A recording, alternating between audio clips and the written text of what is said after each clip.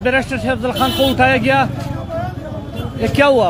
शेर अफजल खान मरवत को इन लोगों ने अगवा किया दिर के मकाम से। अच्छा। हम इस वक्त दिर में मौजूद हैं। अच्छा। हमसे उन लोगों ने 2-250 नफरी की हवा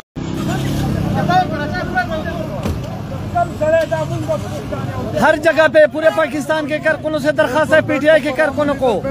केपी पुलिस चकदर्रा गुलाबाद के पास 250-300 नफरी थी, उन्होंने शेर अफजल खान की गाड़ी को घेरे में ले लिया और उसको उठा लिया। ये केपी पुलिस को देख लो,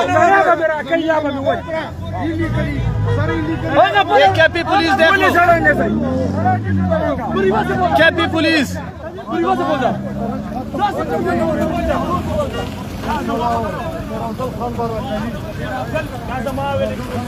बैरिस्टर शेर अफजल खान को केपी पुलिस ने उठा लिया। पूरे पाकिस्तान के कारकुनों से दरखास्त है, जहाँ जहाँ भी हो पुरअमन एहतजाज के लिए निकलो।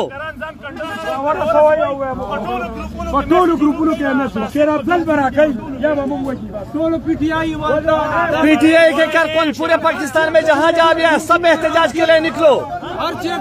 शेर अफजल खान के دا وخت چې دا وخت پاکستان بدلولو دا وخت چې دا د مطلب نظام سمولو دا چې نن بغیر د وارنټه بغیر د مطلب چې نه چې شو باندې د موږ سره دا D S P صاحب دی، دا D S P صاحب برابر دې په مشرۍ کې موږ نصرګیر دے D S P صاحب موږ ये पुलिस की बारी नफरी आई थी, 250-300 नफरी। पूरे पाकिस्तान के कारकुन जहाँ जहाँ भी है सब निकलो।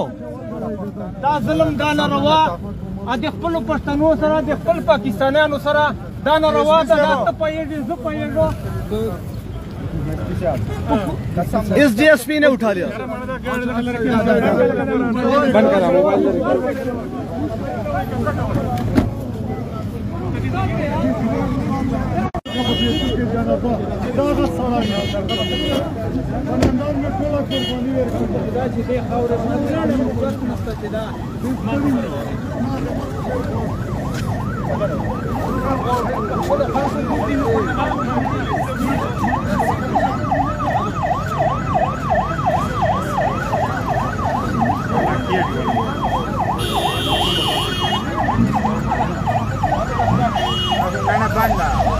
पूरे पाकिस्तान के कारकुन जहाँ जहाँ भी है पीटीआई